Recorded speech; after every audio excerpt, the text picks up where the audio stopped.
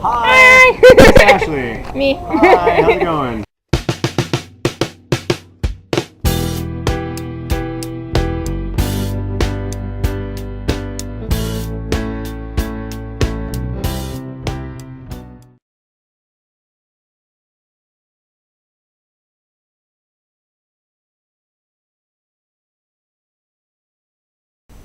This is from a perspective of Hazel, who's a 16-year-old girl, just to clarify.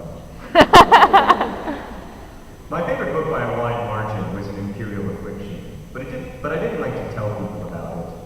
Sometimes you read a book and it fills you with this weird evangelical zeal, and you become convinced that the shattered world will never be put back together unless and until all living humans read the book.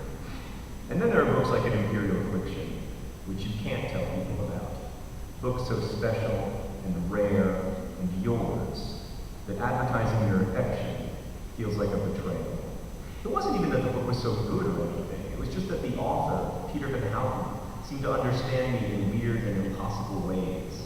An Imperial Affliction was my book, in the way my body was my body and my thoughts were my thoughts.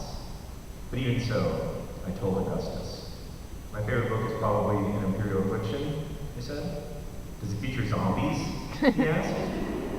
No, I said. Stormtroopers? I shook my head. It's not that kind of book. He smiled. I'm going to read this terrible book with the boring title that doesn't contain stormtroopers, he promised. And I immediately felt like I shouldn't have told him about it. Augustus spun around to a stack of books beneath his bedside table. He grabbed a paperback and a pen, and as he scribbled an inscription onto the title page, he said, "All I ask in exchange is that you read this brilliant and haunting novelization of my favorite video game." He held up the book, which was called The Price of Dawn. I laughed and took it. Our hands kind of got muddled together in the book handoff, and then he was holding my hand.